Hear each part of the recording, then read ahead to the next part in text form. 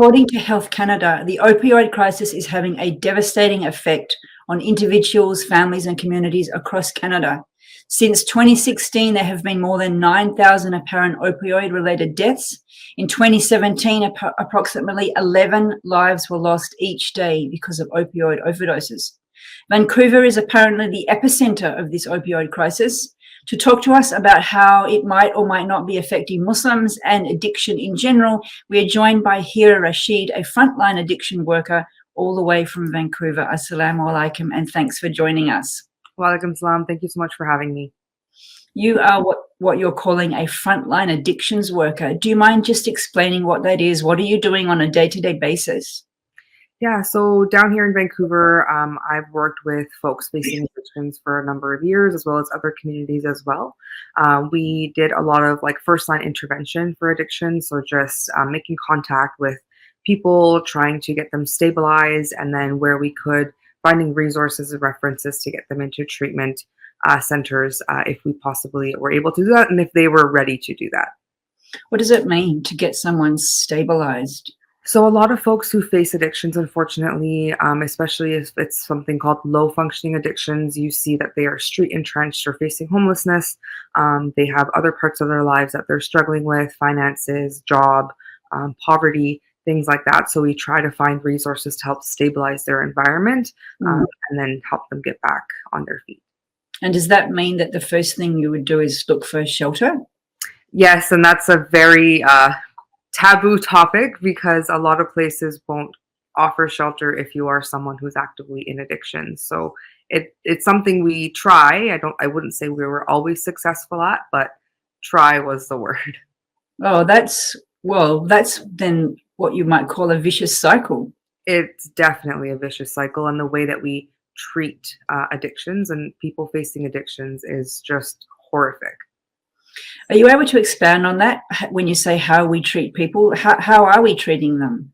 It's just as you would think. It's very stigmatized. It's very taboo, especially in the Muslim community. We don't like to talk about it. And unfortunately, in the Muslim community, addictions is quite rampant, and especially with our youth, it's quite rampant. And you're seeing that in your work out on the streets amongst Muslims? Yeah, so we actually, there was a group of us who worked with this organization called Muslim Care Center here, and we started off by just making sandwiches in the downtown east side of Vancouver, which is known for where the large population of people facing addictions resides. And we quickly realized that a lot of those folks were Muslim, and they were identifying as Muslim, and they were saying that we don't get any help from our own community, so they were going to other faith-based or non-faith-based resources for support. We have done a series of interviews over the last year on many, many different topics, and one of them was about the opioid crisis in Canada. It was amongst our least viewed videos. I'm not sure if I'm supposed to say that out loud in public, but is the Muslim community just not interested in this topic?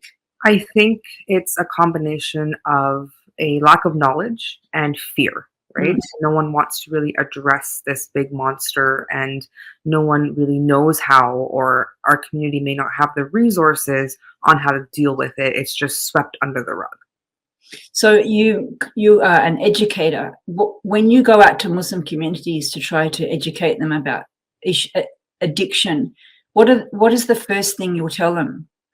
That addictions is something that's not controllable, and it's not a choice, which is a huge misconception still, unfortunately. And then how are people reacting? What's the most common pushback you get? It's usually surprise and oh, what do you mean it's not a choice? People can just stop, and that's not the truth. People can't just stop. Once you're actively in addictions, it's very, very rare to just stop cold turkey. Can you explain why? Absolutely. So when you are addicted to a certain substance, and we're talking about substance addictions like drugs and alcohol, not process addictions, which is different.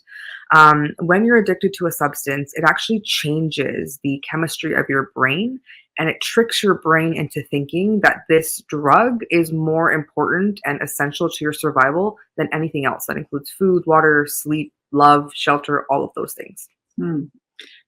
In an intervention then, is there some kind of thing that you do to change the brain wiring again? That takes time. that takes time. I think the first line is to show compassion and empathy to the person, and to come from a non-judgmental and as unbiased space as you can, Mm. and show them that there is support there if they want it. Because for a person in addiction, they actually have to take the first step and recognize that they are actively in an addiction. I see. It has to come from them. They have to want it from themselves within, take the step, and then you can step in to provide support.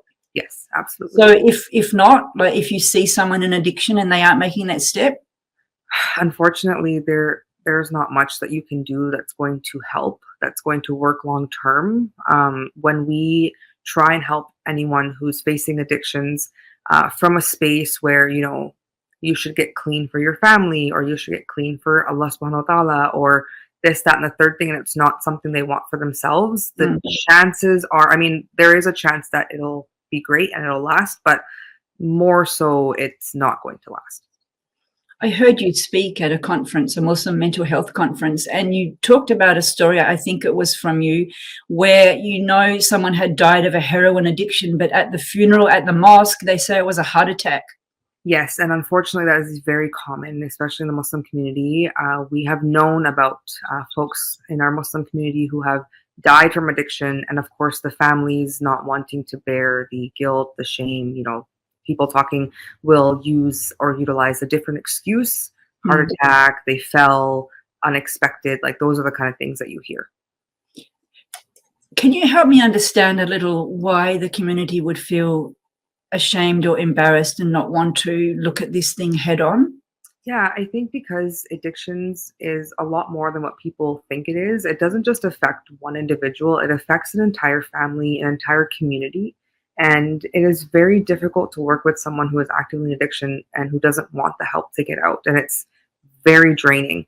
So with one, having lack of resources in our communities, and two, not wanting to talk about it because it's so taboo and so stigmatized, it's just caused this ignorance around what addictions really is.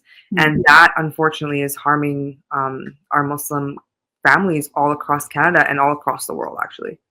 And do you think that stems from the earlier statement that you made that people think it's just a choice? And so they're choosing something that, the Quran says don't do, and therefore you can look down on them? Absolutely. And that's what we hear a lot from Muslim folks who are actively in addiction, is anytime that they have sought help from a faith-based resource, they've been told, you're participating in haram, you're participating in sin, and that you are either not welcome to come to the mosque or come to this place until you get clean, or we don't know how to help you. You're making a choice for yourself, right? And unfortunately, like I said, active addiction is not a choice. What would it look like then in an ideal world? An imam would be at the center and a person with addiction would come and say, help me. And the imam would say, in a perfect world, the imam would say, I have these resources for you that are faith-based. I have these addictions counselors in the community. I have, here's people who, like you, have successfully come out of addiction that are in our community that can guide you. Here's a Muslim-based Alcoholics Anonymous group, or a Islamic-based, Narcotics Anonymous group. There's a lot of things. Like, I wouldn't put everything on the imam, but if we have the imam ready with resources, I think that could make a big difference. So then that sounds like a lot of work. Is there a Muslim addiction support group? Is there a Muslim like Alcoholics Anonymous? Do they even exist? Absolutely, there is. There's actually quite a few across Canada. And again, with people who face addictions, talking about religion can be a little bit touchy. So a lot of these groups may not start off as faith-based, or your journey may not start off as faith-based, but because Alcoholics Anonymous was created on Christianity basis, it's easily malleable to put in more Islamic values in there, but helping someone go down the right path to becoming clean and reconnecting with Allah subhanahu wa ta'ala is easily done. And there's already groups that do it. So let's say somebody's watching and they want to reach out. How will they find these resources? You can go online. There are also actually apps that will tell you that there are certain groups around your area that will cater to either alcohol or narcotics, or even other addictions as well.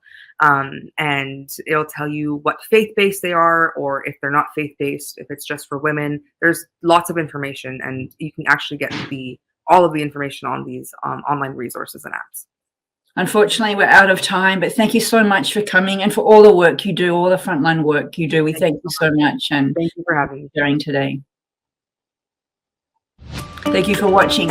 If you like what we do, please share, like, and subscribe. Stay safe, and God bless.